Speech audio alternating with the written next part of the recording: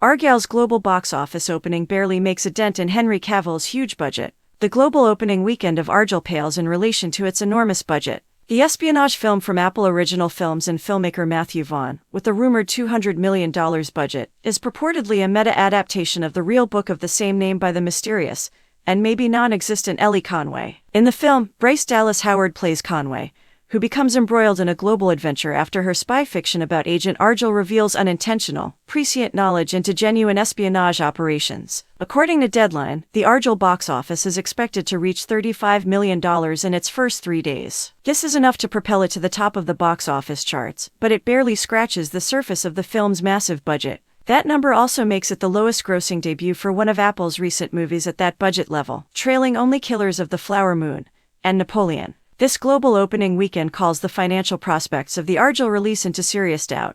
While other more reasonable estimates place the budget in the $150 million range, the film will still need to gross at least $300 million in theaters to break even. This is not completely out of the question, but precedent does not necessarily imply that it is a significant likelihood. The previous Henry Cavill espionage film, The Man from U.N.C.L.E., had a slightly lower opening weekend than Argylle, but only by $5 million domestically, and grossed only $110 million globally. If Argylle maintains a stable lead ahead of that film with no major boosts, it may only gross roughly $132 million.